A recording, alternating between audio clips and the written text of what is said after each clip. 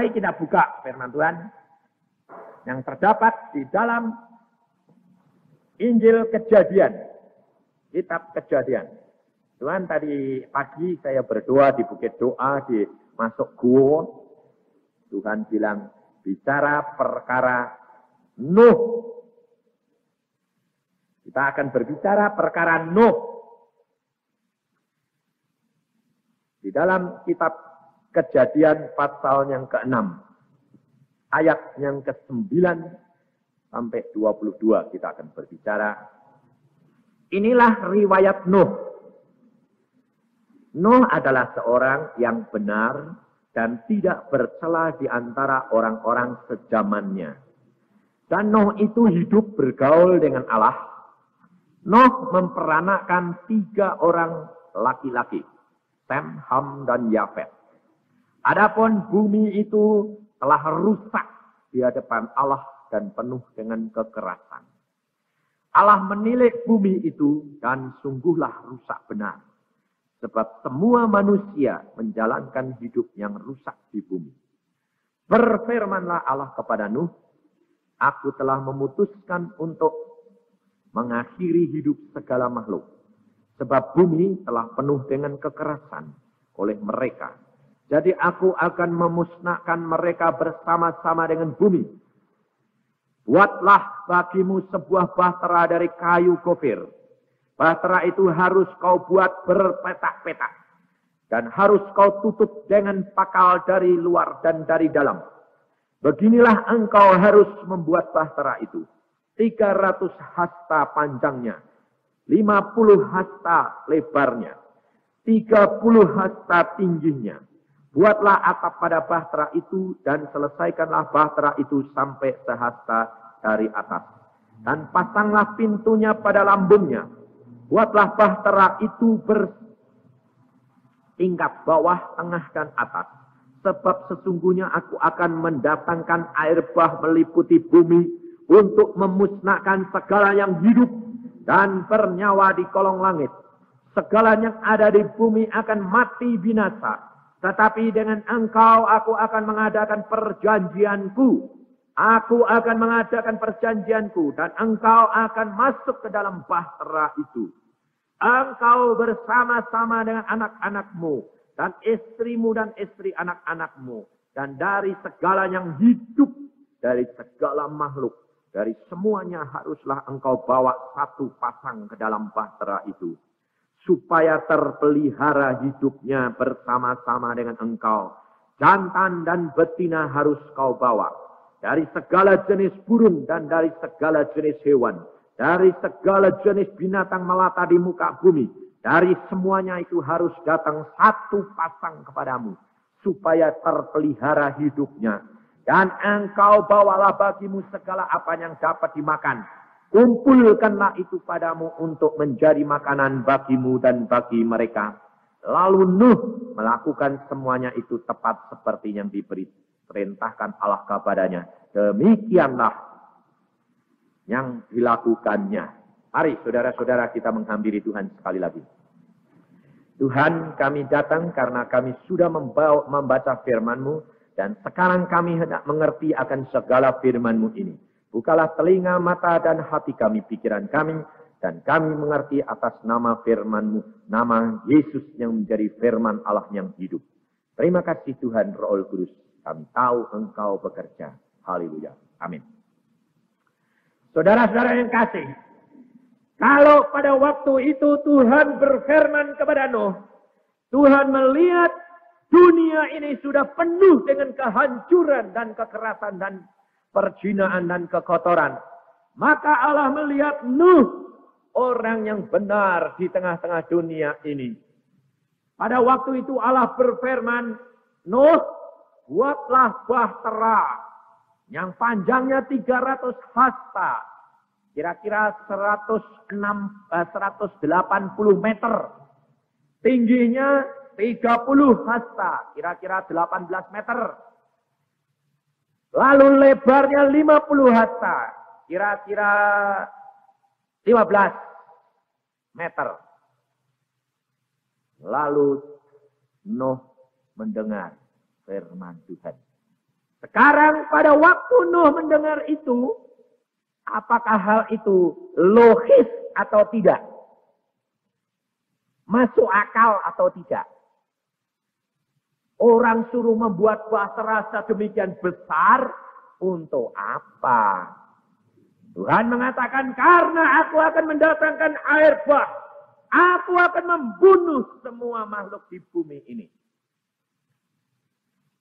Nuh mulai memikir dengan akal.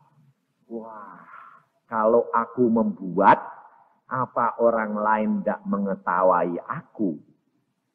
Kalau aku melakukan perintah Tuhan ini, apa orang lain tidak ketawa, tidak menganggap aku orang yang gila?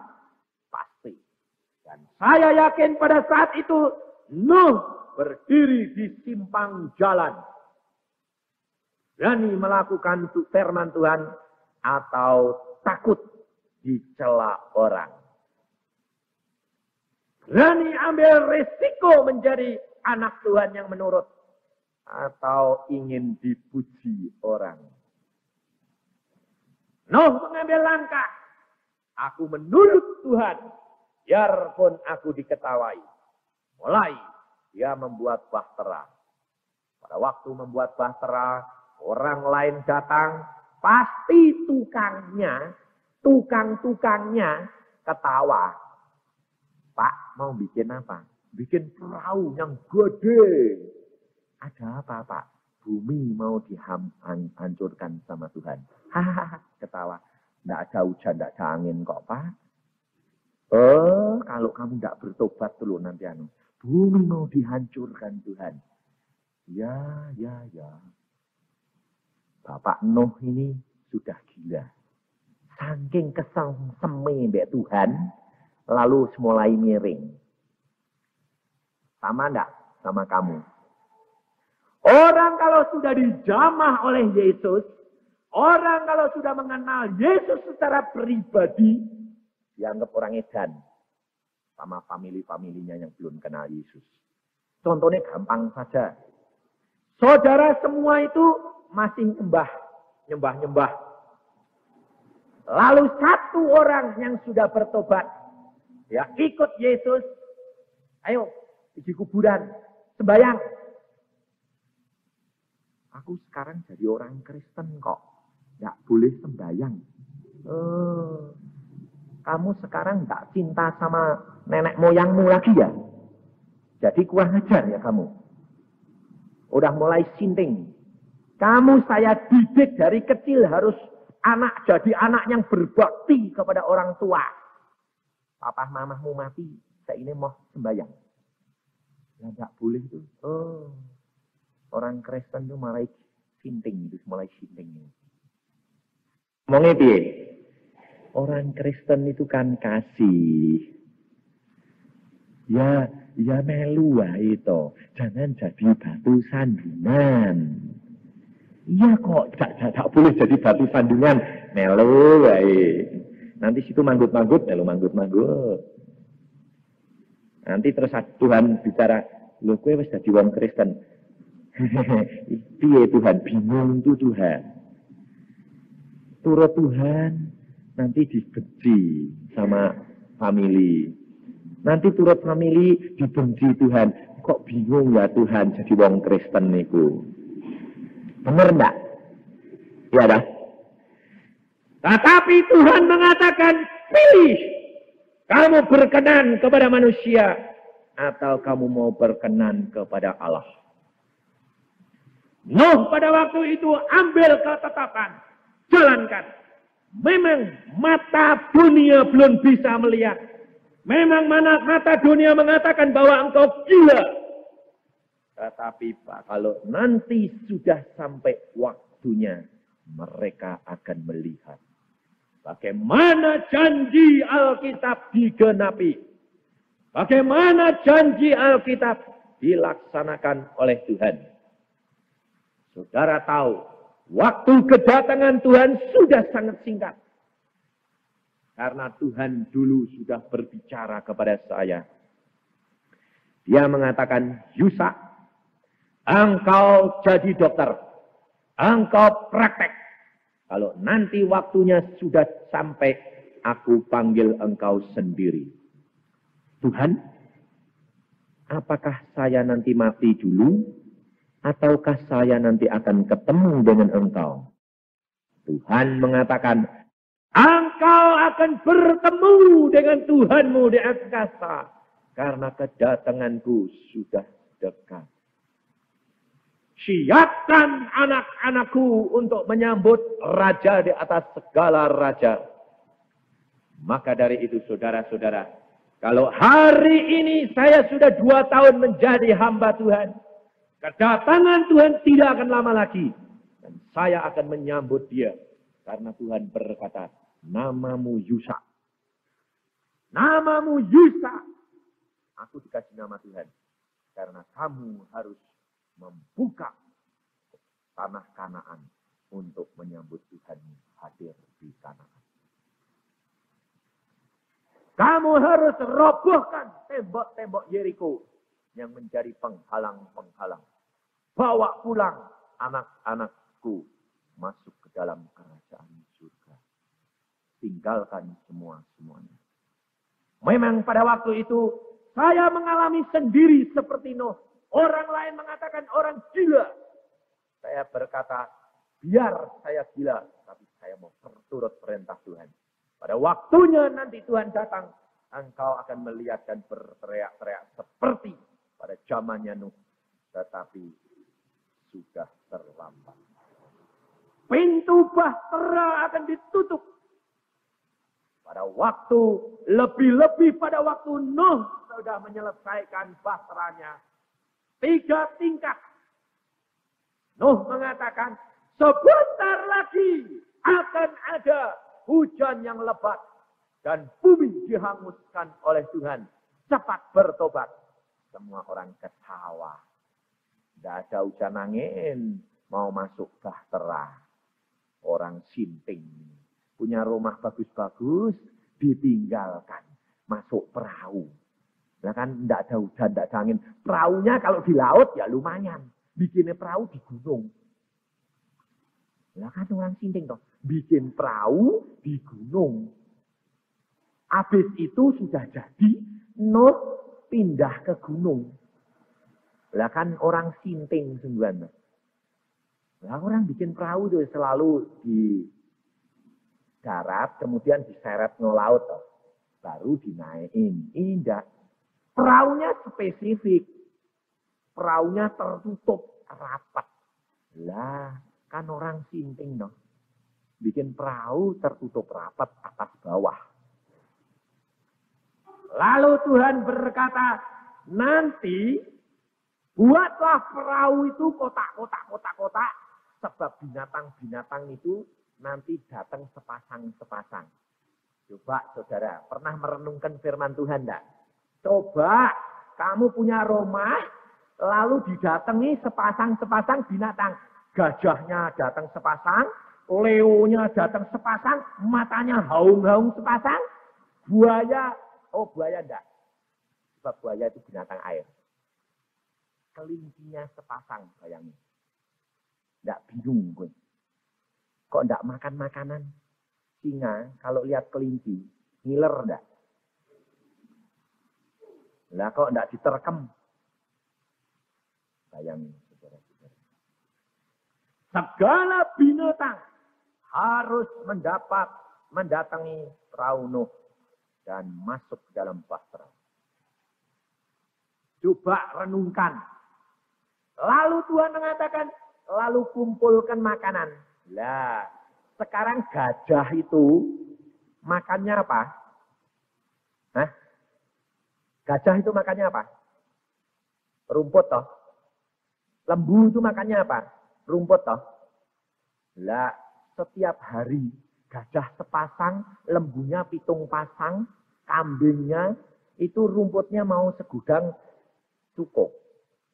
Sebab Nuh di dalam bahtera ini 150 hari lamanya. 5 bulan. Coba kamu bayangin, gereja ini diisi rumput penuh. Dimakan sapi 7 pasang, sama kambing 7 pasang, sama apa? Kelinci sama yang lain-lain cukup enggak? Seminggu habis. Lah kapalnya itu cuma segitu. Lah 150 hari, 5 bulan. Kok enggak habis itu piye? Lalu kamu bayangkan coba, singa itu makan apa? Hah?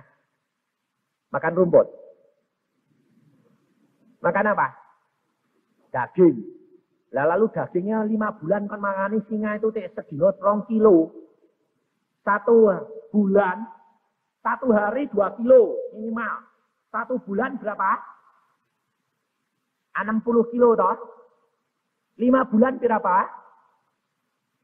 Hah? 3 kintal toh. Itu aja singane tok lho, siji. Lah daging disimpeni 5 bulan pirang-pirang kintal urung ono AC kok. Belum ada es. Lemari es itu belum ada. Apa enggak busuk apa? Coba renungkan. Itu bagaimana? Bagaimana mungkin hal itu terjadi? Kalau tidak seperti minyak janda di Sarfat. Minyaknya itu botolnya kosong kayak titik. Tepungnya tinggal segenggam. Lalu seorang janda mengatakan, saya mau masak ini loh. Untuk besok kita mati. Lalu Elia berkata, jangan khawatir. Kamu masak roti buat saya dulu. Masakkan saya dulu. Nanti kamu bisa makan. Kalau setelah kamu bikinkan, kamu nanti masak buat kamu dan anak-anakmu. Janda dari Sarfat mulai mikir. Lawang roti tinggal, tepung tinggal segenggam, minyak tinggal sedikit, suruh bikin roti buat nabi. Ya kue yang hidup, aku yang mati nanti. Ya toh? Siapa di antara kamu berani seperti janda di Sarfat? Kalau punya uang sedikit, uangnya tinggal 10.000, lalu ada hamba Tuhan datang. Miskin, hamba Tuhan yang datang. Hatinya tergerak. Tuhan berbicara, berikan uangmu pada hamba Tuhan itu. Berani enggak? Terus terang. Apalagi kalau anak muda di sini, meh neraktir pacare, uang 5.000, wong disimpen lalu di tengah jalan ada orang Tuhan mengatakan, berikan uangmu pada orang itu. Nanti dulu lah, pacarku meh tak traktir ya Tuhan. Pacar, nurut Tuhan pacar. Akhirnya nurut Tuhan enggak. Kabotan pacare ketabrak, duitnya hilang. Bar.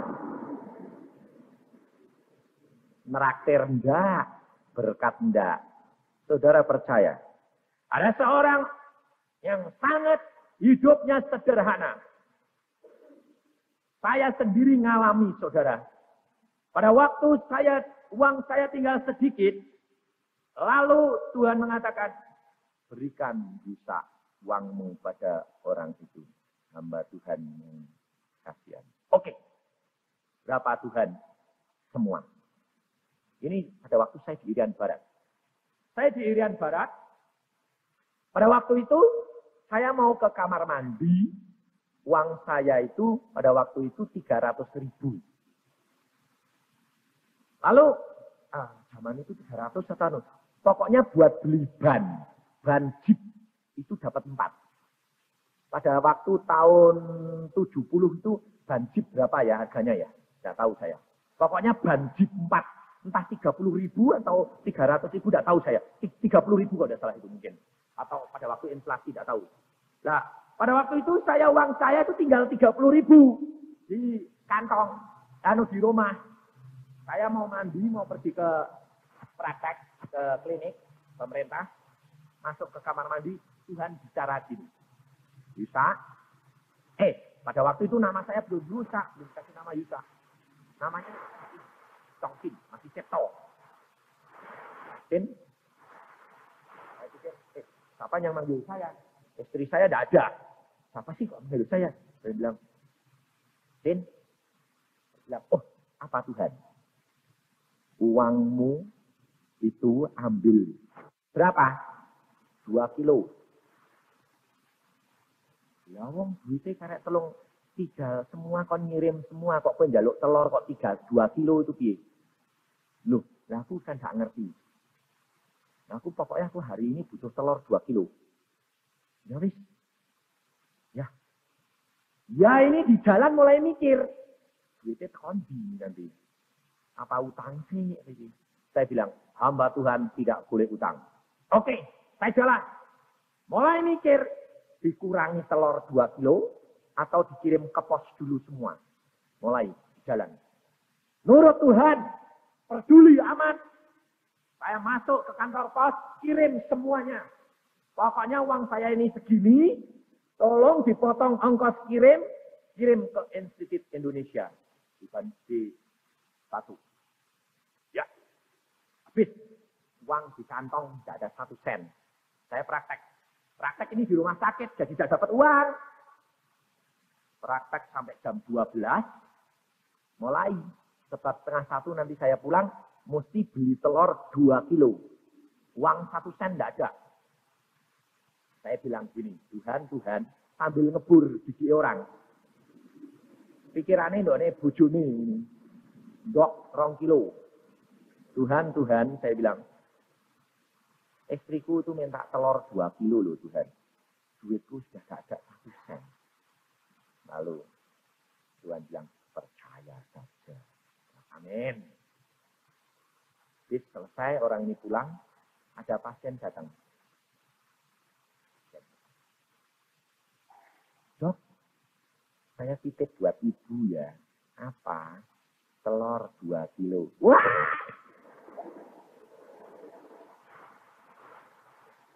Puji Tuhan. Ada apa? Lah saya barusan minta sama Tuhan 2 kilo telur. Oh duitku. Oh iya. Tuhan.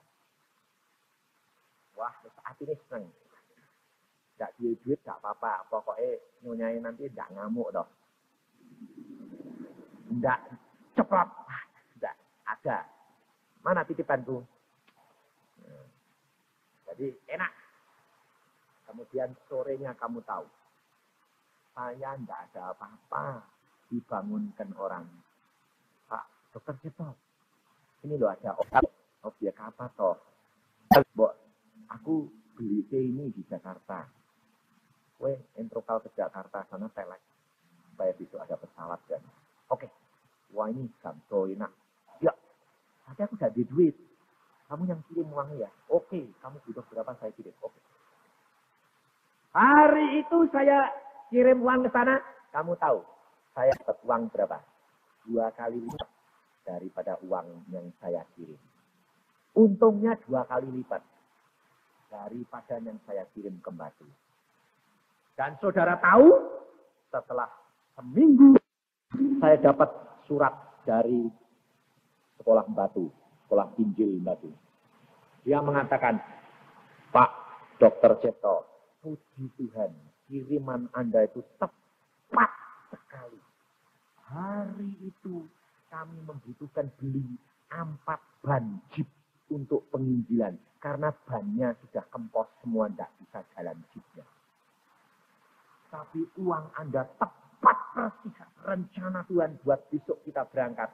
Hari ini terima uang Anda untuk beli 4 pasang jam ban jeep untuk menginjil.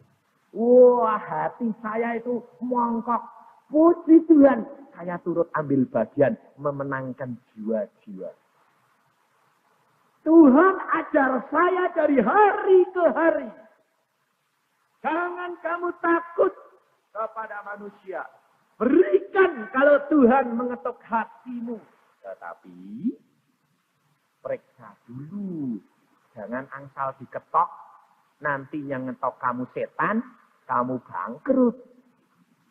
Sebabnya begini. Wah, kalau sudah dengar khotbah gini, nanti pikir-pikir, ya saya ya mau supaya dapat untung 2 kali. Lah, ya dah. Motifnya serakah. Nanti tidak untung malah buntung gitu. Jangan gitu. Kalau kamu tergerak, doa, Tuhan, kalau ini asalnya daripadamu, berikan aku damai sejahtera. Sebab tidak semua orang itu baik. Tidak semua hamba Tuhan itu baik.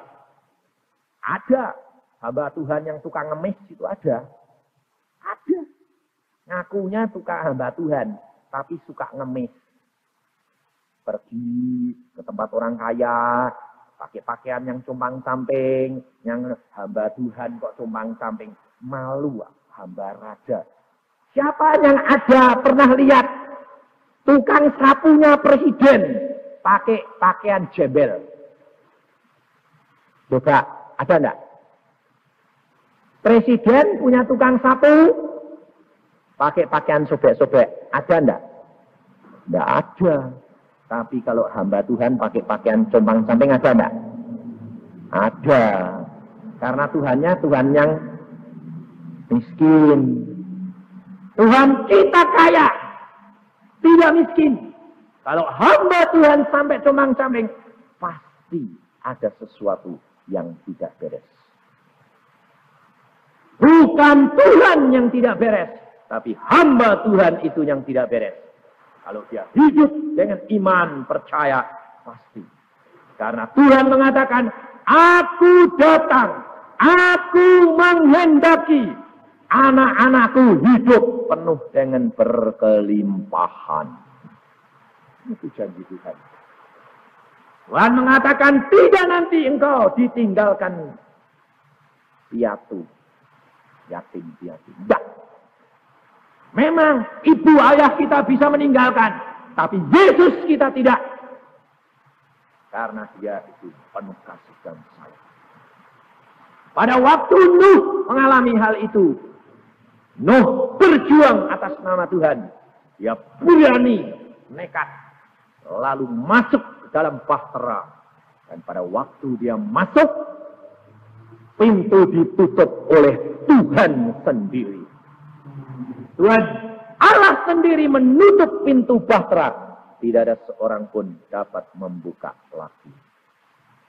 Lalu hujan, langit terbuka, hujan deras. 40 hari, 40 malam, semuanya mati. Pada waktu Tuhan membasmi manusia dengan air bah,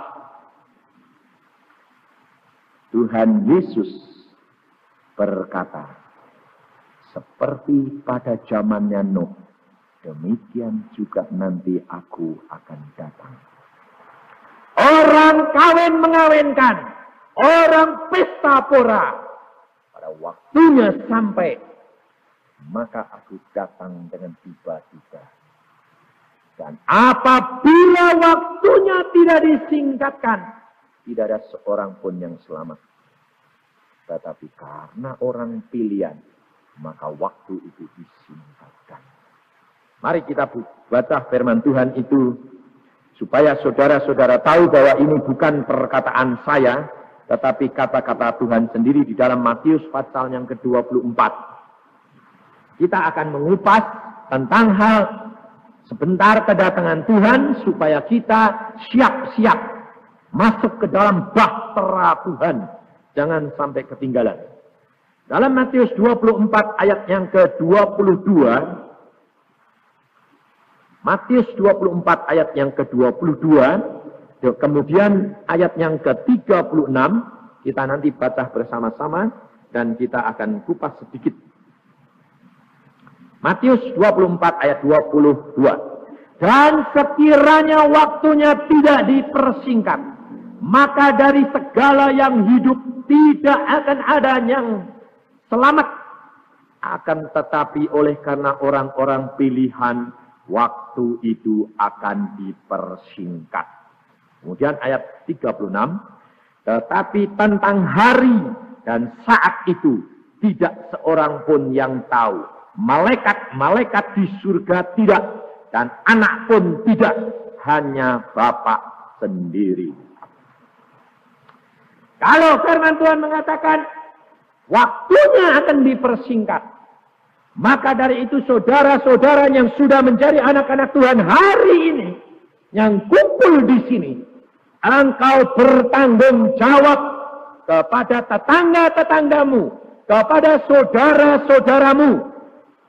Ingatkan mereka bahwa mereka harus segera mendengarkan firman Tuhan.